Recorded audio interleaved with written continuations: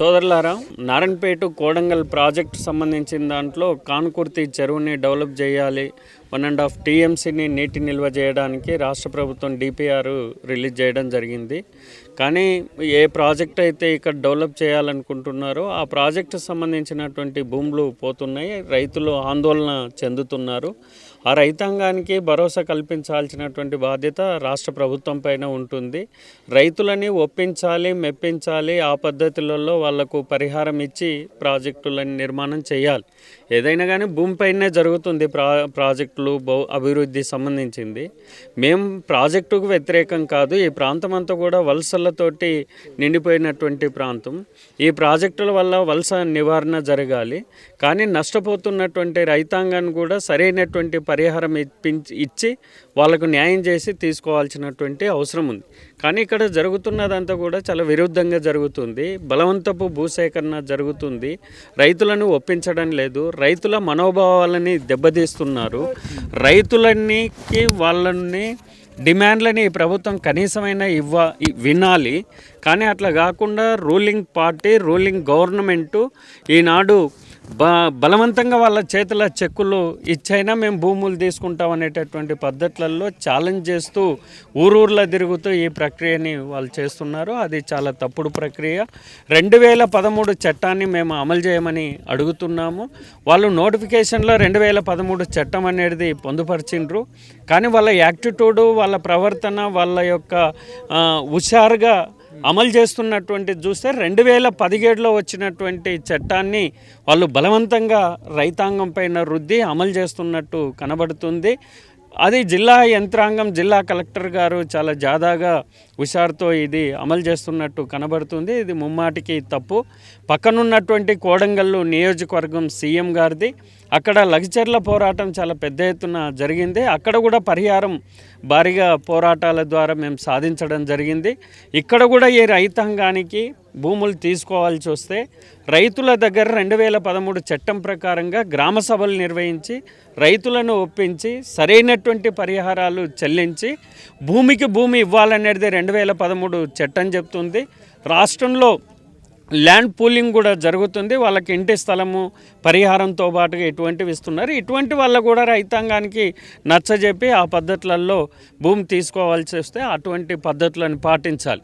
ఒకవేళ ఈ పద్ధతులను పాటించకుండా చట్ట విరుద్ధంగా బలవంత భూసేకరణ, రైతాంగాన్ని నట్టేట ముంచేటటువంటి పద్ధతులలో రైతులకు భయభ్రాంతులకు గురి చేసి మాట వినపడుతుంది కదా. అంటే పర్ణిక రెడ్డి గారి మేనమామ ఎవరైతే ఉన్నారో ఆయన శివకుమార్ గారు, ఆయన ఏమంటారు అంటే మీరు కనుక ఈ 14 లక్షలకు ఒప్పుకొని భూమి ఇస్తేనేమో సరిపోయింది, లేదనుకుంటే మేము ఎట్లా తీసుకోవాలనో, ఏ పద్ధతులు తీసుకోవాలనో తీసుకుంటాము అనేటువంటి భయభ్రాంతులకు గురి చేసేటువంటి పరిస్థితి కనపడుతుంది. దీన్ని ఎట్లా చూస్తారు మీరు ఒక రైతు సంఘం నాయకులు? రాష్ట్రంలో చాలా పోరాటాలు జరిగినాయి. ఇటువంటి చాలామంది మాట్లాడినారు. ఆ వల్ల ఎక్కడ చెల్లుబాటు కాలేదు. అది శివకుమార్ కాదు, శివకుమార్ తాత వల్ల కూడా అది సాధ్యం కాదు. ఖచ్చితంగా రైతాంగం పోరాటం చేస్తుంది. రైతు సంఘాలుగా, వ్యవసాయ కార్మిక సంఘాలుగా రైతాంగానికి అండగా ఉంటాము. మొన్ననే లగచెర్ల పోరాటంలో అది చూసిండ్రు రాష్ట్ర ప్రజానికం. ముచ్చెర్ల ఫార్మా పోరాటంలో మేము సాధించినటువంటిది పాలమూరు రంగారెడ్డిలో చూసిండ్రు. అట్లానే మల్లన్న సాగర్ చాలా పోరాటాలు ఉన్నాయి. ఆ వల్ల కుదరదు. అంతిమంగా రైతులే విజయం సాధిస్తారు తప్ప కానీ అదేదో అటువంటివి భ్రమలు పడడమే తప్ప కానీ ఇంకోటి కాదు. ఖచ్చితంగా అదే నేను చెప్తున్నా. రేపు ప్రజాక్షేత్రంలో భారీ ఉద్యమాలు నిర్మించి భారీ పోరాటాలు 3 రకాలుగా చేస్తాము. ఒకటి క్షేత్రస్థాయిలో ప్రజా ఉద్యమం నడుపుతాం, రెండవది లీగల్ సైడ్ పోరాటం నడుపుతాం. అట్లానే ఈ రాష్ట్ర ప్రభుత్వంతో రాయబారాలు నడిపి ప్రభుత్వం మెడలు వంచి రైతాంగానికి న్యాయం చేసేంత వరకు మేము అండగా నిలబడతాం. మీరేమి ఇలా అంటున్నారు అంటే కొంతమంది రైతులని లోబరుచుకొని లోపల సెట్ చేసుకొని తీసుకుపోయి కొంతమందితో సంతకాలు పెట్టించి సో మిగతా వాళ్ళని కూడా ఆ రకంగానే చేసేటువంటి ప్రయత్నాలు జరుగుతున్నాయని కూడా నాకు ఇక్కడ ఈ ఊరికి వచ్చాక తెలిసింది. ఇది ఎంతవరకు నిజం? అది ఎవరైనా చేస్తారు, వీళ్ళు కూడా చేస్తున్నారు అనేటటువంటిది మాకు కూడా ఎన్నొస్తుంది. అటువంటి లోపభూయిష్టమైనటువంటిది లోపాకారు ఒప్పందాల ద్వారానే ఇది మొత్తం ఏదో సాధిస్తామంటే అది భ్రమ. ఉద్యమమే అది సాధిస్తుంది, అది ఖచ్చితంగా రైతు పక్షాల నిలబడుతుంది, అది విజయం సాధిస్తుంది. అవి కొన్ని భ్రమలు కల్పిస్తారు, కొంత చేస్తారు, అది శాశ్వతం కాదు. ప్రజలు ఐక్యంగా ఉన్నారు, రైతులు ఐక్యంగా ఉన్నారు. ఇప్పుడు మీటింగ్ జరిగింది, వందలాది మంది ప్రజలు, అట్లానే నిన్న కలెక్టరేట్ ముందు జరిగింది, రైతులు ఐక్యంగా ఉన్నారు. వాళ్ళు అటువంటి పిచ్చి పిచ్చి పనులన్నిటికీ కూడా స్వస్తి పలికి రైతులకు న్యాయం చేసేటటువంటి పద్ధతులలో ముందుకు రావాలనేది వాళ్ళకు కూడా విజ్ఞప్తి చేస్తున్నాం. నా పేరు గోపాల్, నేను తెలంగాణ వ్యవసాయ కార్మిక సంఘం నారాయణపేట జిల్లా కార్యదర్శి. ఈ ప్రాంతంలో బాగా వెనుకబడ్డ ప్రాంతం, అత్యంత వెనుకబడ్డ ప్రాంతం తెలంగాణలో మా నారాయణపేట కొడంగల్ ప్రాంతం. ఈ ప్రాంతానికి సాగునీరు లేదు. గతంలో ఈ సాగునీరు కొరకు అనేక ఉద్యమాలు చేసిన ఫలితంగానే ఈ నారాయణపేట కొడంగల్ ప్రాజెక్టు రావడం జరిగింది. వచ్చిన తర్వాత ఈ ప్రభుత్వము ఇక్కడ ఉన్నటువంటి ఇప్పుడు 2 టెండర్లు అయినవి ఈ ప్రాజెక్టు కింద, ఒకటి మెగా, ఒకటి రాఘవ, రెండు టెండర్లు అయినాయి. ఇది మొదటి దశలో చేపట్టినటువంటి పనులు. ఇక్కడ ఈ మొదటి దశలో దాదాపు 1978 ఎకరాలు భూమి సేకరిస్తుంది ప్రభుత్వం. అందుకు గాను ఎక్కడ కూడా ఈ ప్రభుత్వం చట్ట ప్రకారం పోకుండా బలవంతంగా దౌర్జన్యంగా భూములు తీసుకుంటుంది. గ్రామాలకు పోయి డైరెక్ట్గా కాంగ్రెస్ పార్టీ నాయకులు ఆ గ్రామాల్లో ఉన్నటువంటి రైతుల్ని భయభ్రాంతులకు గురి చేసి మీకు ఇండ్లు రావు, పెన్షన్ రావు, రేషన్ కార్డు రావు, మీరు ఖచ్చితంగా భూమి ఇవ్వాలి, ఒకవేళ ఇవ్వకపోతే మీ అకౌంట్లో మేము డబ్బులు జమ చేసి దౌర్జన్యంగా భూములు లాక్కుంటామని ఒక దుష్ప్రచారం చేసి భయభ్రాంతులకు గురి చేసి అట్లా ఇప్పటికీ వాళ్ళు ఎంత ప్రయత్నం చేసినా ఈ ప్రాజెక్టులో 40 నుండి 50 ఎకరాలు అది కాలువ కింద పోయే 2 గుంటలు 3 గుంటల రైతుల్ని భయపెట్టి భూములు అట్లా తీసుకున్నట్లు మాకు వినికిడి. కానీ వాస్తవంగా ఈ జాతి చెరువు ఏదైతే ఉందో ఈ మల్లేడిపల్లి చెరువుకు సంబంధించింది 792 ఎకరాలు ఇక్కడ పోతూ ఉంది. ఈ 792 ఎకరాల్లో దాదాపు ఒక 500 నుండి 600 కుటుంబాలు బతుకుతూ ఉన్నాయి. ఏ ఒక్క కుటుంబం కూడా దీనికి సిద్ధపడడం లేదు, భూములు ఇవ్వడానికే సిద్ధపడడం లేదు. ఎందుకు అంటే వాళ్ళకి ఇక్కడ ఉన్నటువంటి వాళ్ళకి అందరూ కూడా 2 ఎకరాలు, 3 ఎకరాలు, 5 ఎకరాలు, 10 ఎకరాలు ఉన్న సన్న చిన్నకారు దళితులు పేదలే భూములు. వీళ్ళకి అంతా ఈ భూములు ఇస్తే ఆల్టర్నేటివ్ ఎక్కడ పోవాలో అర్థం కాని పరిస్థితి. ఉన్న భూమి అంతా ఇందులో మునుగుతుంది. ఈ భూమి పోయిన తర్వాత డబ్బులు తీసుకొని ఎక్కడ పోలే, ఊళ్ళు ఇడిచిపోయి మళ్ళీ బొంబాయికి పట్టణం పోయి అడక తినే దృష్టి వస్తుంది. ఇంకొక మాట, నారాయణపేట అంటే బేసిక్గా వలసలకు బాగా ఈ నుంచి పోతూ ఉంటుంది కదా, బొంబాయికి ప్రతిరోజు ఒక బస్సు పోతుందని చెప్పేసి ఉంటుండే ఒక మాట. సో ఇప్పటికి ఉందా అలాంటిది? మళ్ళీ ఇవన్నీ భూములు పోతే మళ్ళీ అలాంటి పరిస్థితి వచ్చేటువంటి అవకాశం కనపడుతుంది. అసలు గతంలో నారాయణపేట నుండి ఏకంగా బస్సులే పోయేది, తగ్గింది ఈ మధ్యకాలంలో.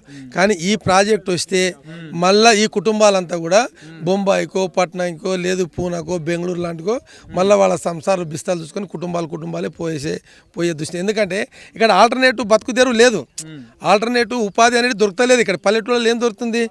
ఏం దొరికే పరిస్థితి లేదు. మళ్ళీ హైదరాబాద్కు పోయి బిల్డింగ్ వర్కర్లుగా పనిచేసి బతకాల్సిన దుస్థితే వస్తుంది. కాబట్టి ప్రభుత్వము ఆలోచన చేయాలి. ఈ భూమికి బదులు ముందు ప్రియారిటీగా భూమి ఇవ్వాలి. నువ్వు భూమి ప్రాజెక్టు చేపడతావు, భూమి ప్రాజెక్టు కింద నువ్వు ఒక గవర్నమెంట్ ఒక పాలసీ తెచ్చి ఆ ప్రాజెక్ట్ కింద 10 ఎకరాలు, 5 ఎకరాలు ఉన్నోళ్ళతో 5 ఎకరాలు, ఎకరాలు ఇట్లాంటి వాళ్ళకి బతుకుతారు చూస్తే ఈ గ్రామంలో బతుకుతారు. నువ్వు ఏమి చూడకుండా ఉన్న పనంగా ఉన్న ఈ 800 ఎకరాలు తీసుకొని ఒక 400-500 కుటుంబాలని కాల్ చేస్తే ఎక్కడ పోయి బతకాలి. కాబట్టి ఇది చాలా దుర్మార్గమైనటువంటి ప్రభుత్వం ఆలోచన. ఇది వాస్తవంగా ఈ ప్రాజెక్టు డిజైన్ మారింది. ఫస్ట్ ప్రాజెక్టు డిజైను ఇది కాదు. ఫస్ట్ డిజైన్ ఏమంటే ఎర్రగుట్ట అనేది ఇక్కడ దగ్గర ఉంటుంది, కానుకుర్తి పై భాగంలో. అక్కడ 40-50 ఎకరాలని ఒక సంపు ఏర్పాటు చేసి ఆ సంపు నుండి లిఫ్ట్ ద్వారా అక్కడికి నీళ్ళు వచ్చిన తర్వాత అక్కడ నుంచి కోడంగల్కి తీసుకుపోయేటి.